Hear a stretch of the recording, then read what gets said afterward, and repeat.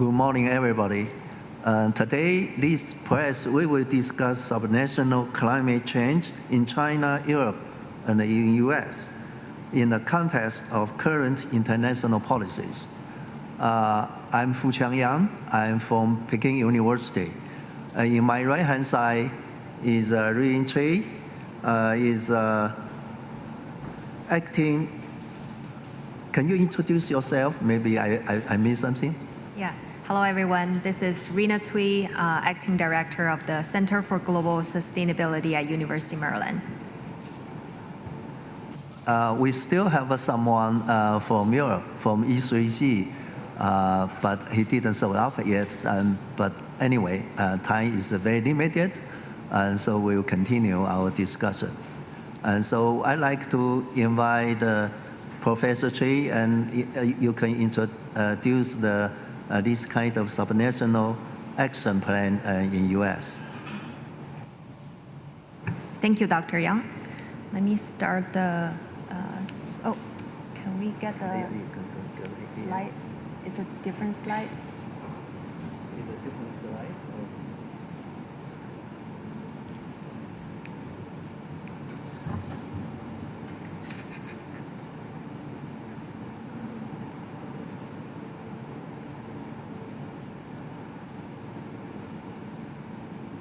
Great. Yeah, I think it's not working. Maybe I'll move there. I think it's working now. Is it? It's working? Yeah, it's working now. Yeah, thank you. Got it. So I think today I'm gonna talk about the subnational high ambition climate action in the US. Especially in the recent change in the federal landscape. I think it's very relevant to talk about the importance of subnational action in the US context. First I want to start, because there are a lot of international audience, just want to emphasize, to understand the US climate ambition, it's important to understand the multi-tier governance structure in the US climate landscape. And it's very important to have the all-of-society approach. And we've observed a lot of policy innovation from bottom up in the US, and it's showing higher ambition with a lot of non-federal actors, including states, cities, businesses. And there is actually a America's All-In coalition that's formed during the first Trump administration in response to the withdrawal from Paris Agreement, and it's already become the largest coalition in the US, representing a lot of the non-federal leaders. Our team at the Center for Global Sustainability at University of Maryland has been the modeling and analytical lead for America's All-In. And since 2017, we have been using our research to demonstrate this all-of-society approach is very critical to deliver US ambition and support global climate goal. Because we are a research center, university-based, we use very solid analytical approach. We have a field-leading open source global integrated assessment model that we use to model the concrete and plausible policy action, and also have the resolution of 50 states in the US, for which we can explicitly represent the subnational actions. And also we work with our all-in partners to develop the policy platform through an extensive stakeholder consultation process. So in September this year, we published a report that laid out how a high ambition US climate target may look like for 2035.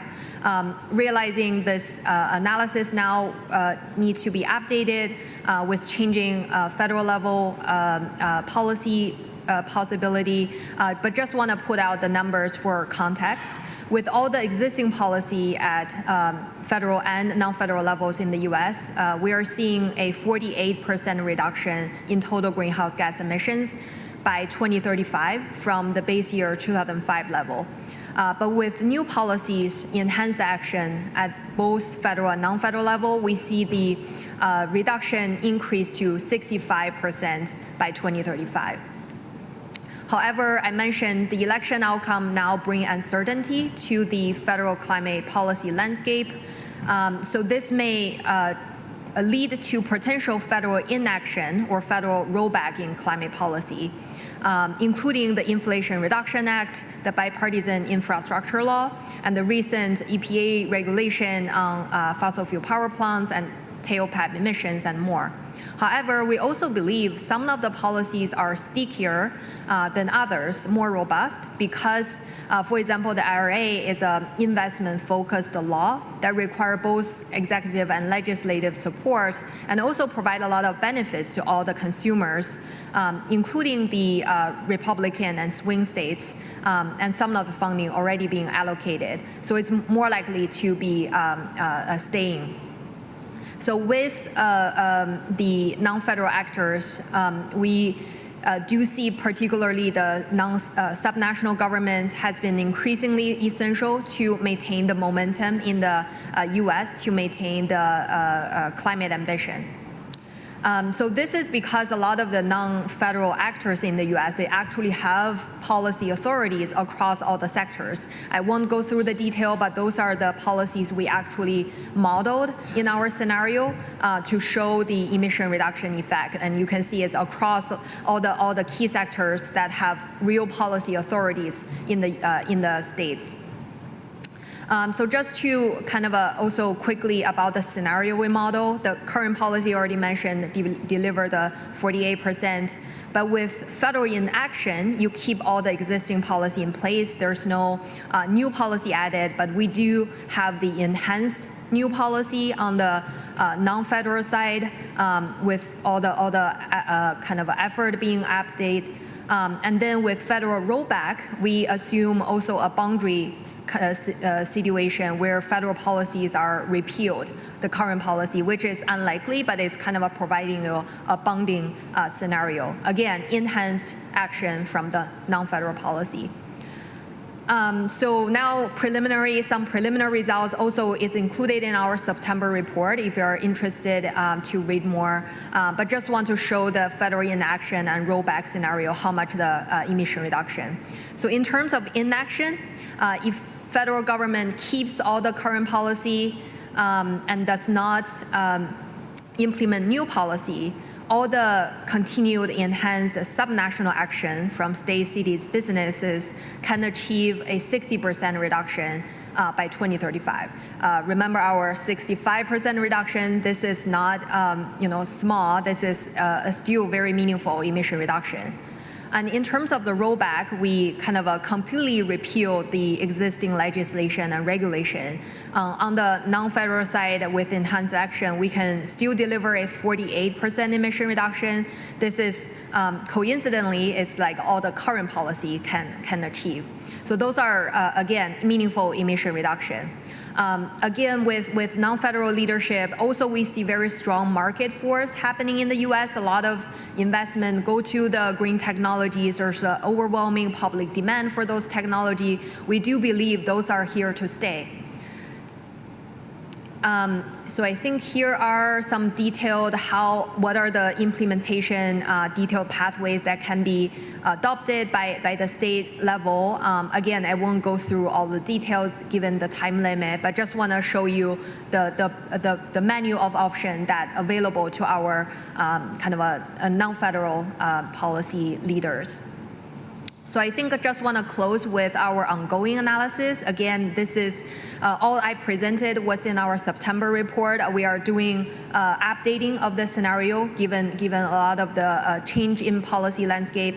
So we're modeling additional scenario to look at the emission outcome, including different levels of federal rollback. Again, there are special terms, special policy are stickier than others, so are doing an in-depth assessment of all of that. And also look at further enhance the non-federal action as a possibility. Also potential federal re-engagement, if we're talking about 2035, it's 10 years down the road, we may have another re-engagement possibility. I think another very important piece for subnational actions to be resonate is about the broad societal benefits of those transition. We're also developing methodology analysis to quantify those broader benefits at local level, including improving air quality, public health, investment, jobs, and the economy. And so stay tuned for our update on that. And thank you. Thank you, Rina. I think in the audience they have many questions and waiting to ask you. So before that, I would like to introduce what is the supranational action plan in China. We all know China have a 30-60 plan. That means by 2030, and Chinese will reach the CO2 emission peak. By 2060, will CO2 emission neutrality. And so this goal, I think, is that is give a direction for China, particularly for the local government, to implement all these their own supranational plan. And you all know by these months, and China produced about 10 million EV already. And so this growth rate will continue. And so at this moment is more than 55% of the market penetration is EV. So we hopefully, by end of this year, for year-round, so account at least 50% will be EV. And so before the Chinese government have this plan is by the 2030. And so that means 6 years early, and China reached the EV goal. And you can see that China export EV around the world, and that is a help, give another, we call it revolution for the automobile industry. And so now is from EV to replace the conventional car. But renewable energy by this year and total capacity exceed coal-fired power plant. So this is the first time is for the renewable capacity account 51%, and so we think that it will rapidly reduce the coal-fired power consumption, production and consumption. So that is a very good news. Because China, the coal-fired power fleet is quite big. And so by the 2050, if based on the triple for renewable energy, and I think China at least is 4,200 gigawatts. And so that is the largest. By recently, yearly, you can see that China produced about 60% of new capacity around the world. And so this figure will increase. But on the other hand, and Chinese enterprises for renewable, and they like to go to other country to establish this kind of capacity to have, particularly in the area is South East Asia and also Middle East, Middle Asia, and also Africa. I think in Africa so far have 500 million people.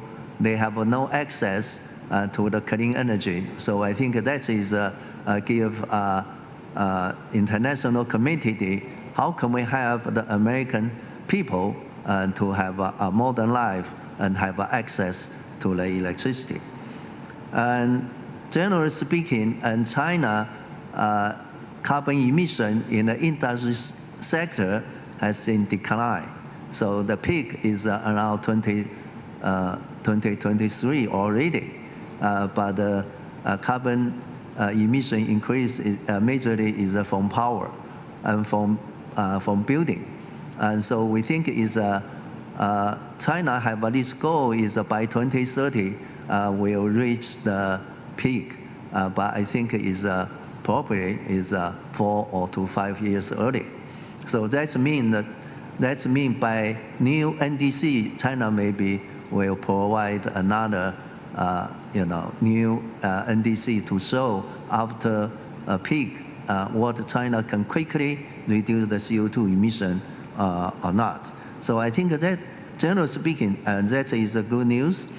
And for the local, they like to see the developed more distributed renewables, and also have retrofit the old power plant. So I think in this case, the China CO2 growth rate recently is a slowdown, but will hit peak very soon. So you will keep see what is happen in the next year or next 2 years. So for the China, they will can play a more important role in the global climate change issues. Okay, I stop here, and now maybe we are from China, U.S., EU, and we shift to the U.S., China. If you have any question, ask us, please raise your hand.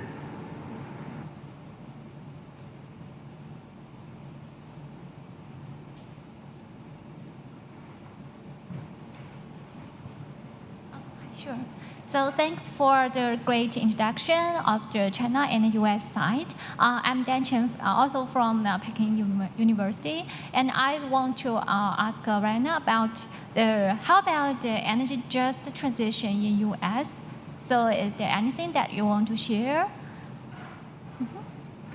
Yeah, thank you for that great question. So I do believe there are a lot of very successful experience we can draw from a few states that are have a coal production or like other fossil fuel production focused states in the US have some good experience that can draw from the policy side, which I also think it's very helpful for U.S.-China to continue at the subnational level to share some of the similar challenges that we face, particularly the question you are raising on just transition. Because in the U.S. also we see a lot of declining in coal production and coal consumption in particularly. So for example, the states like Pennsylvania or states Colorado, those are have a lot of good experience in terms of providing complementary policy packages to support the just transition of the workforce. A lot of that require the multi-level cooperation, both from the state level, the city level, the local level, and to make sure the community that depend on the kind of the industry or the production was getting supported to make the transition. But again, it's a challenge. I feel like there could be continued conversation between China and the U.S. in terms of the specific paired maybe states and provinces, because I know in China also there are concentrated provinces with coal production on that particular topic. And thank you. I think it's presidency election in U.S. Also have a very strong impact on COP29. We all know these two countries, before the COP meeting, we also have a joint announcement.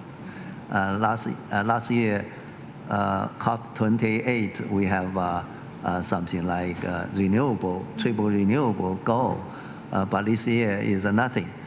So I think is U.S. and China relationship is the most important one in the world about the bilateral relationship.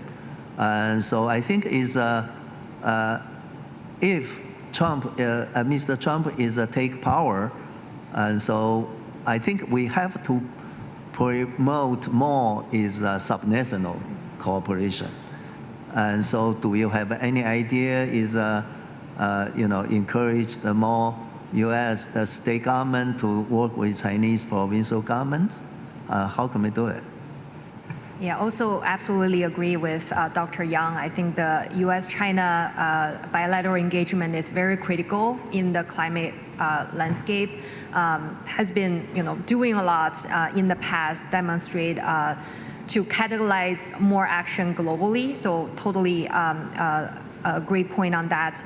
So I think over the past few years, especially the past maybe 1 or 2 years, since the announcement of the Sunnyland statement, which is an important one between U.S.-China of the latest joint announcement, it set up a very good structure in terms of the key topical areas that U.S.-China can work together, including energy transition, methane, non-CO2, and also circular economy as another one, but also highlighted subnational and non-government kind of engagement as an important piece, as an important channel. So I do believe that already happened a lot in the past year. I know there was the U.S.-China Subnational Summit in May this year, happened in California, and also there's a high-level roundtable in Beijing in September.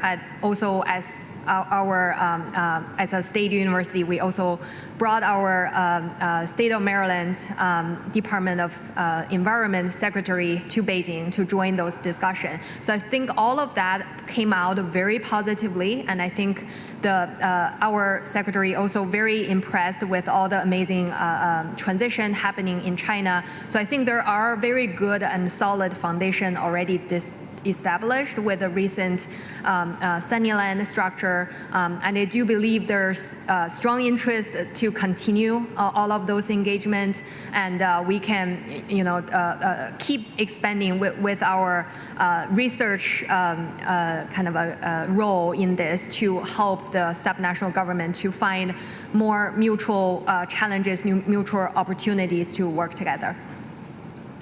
Yeah, when we talk about the subnational, and I think it's not including the government, state or provincial level. I think it's including also university or research body.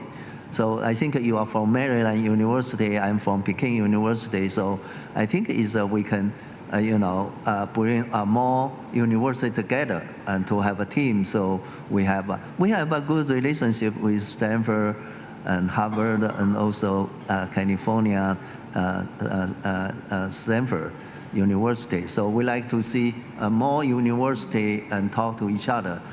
Also, on the other hand, do you have anything to think about the enterprises, cooperation, and so for this kind of cooperation, we can work together.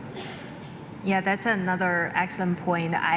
I mentioned the circular economy as an important element identified under the Sunnyland statement. I think there are a lot of business kind of partners in the circular economy conversation to make the supply chain more efficient, make the process production more efficient with the circular concept, also saving resources, saving materials, and also generate great outcome in terms of the climate, in terms of emission reduction. So I do see that particular topic area have a lot of business engagement we can do. And also in terms of other topics, I feel the power sector transition, like you mentioned, Dr. Yang, will be a key emitting sources for China with the electricity generation. But both countries have very rapid renewable deployment over the past few years, and the shared challenges, kind of how we can manage it, a grid stability, a stable grid with increasing intermittent renewable on the grid. So I think there are technology innovation, there are also more infrastructure discussion. We can think about the storage plus renewable, how to make the grid more resilient with increasing climate impact. So I think all of that is definitely have a business kind of an angle there that we can bring more stakeholder or a relevant actor into the conversation. Yeah, I think in the technology we still have some area we can work together for renewable. Particularly energy efficiency, we understand is for these recent years, energy efficiency not improve significantly in China. So I think it's for the urbanization, urban planning, also building efficiency. I think in this area, U.S. have many best practice we can learn.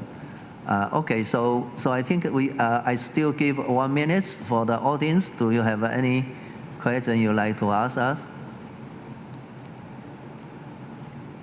Okay, if not, thank you for your listening. And our press is end here.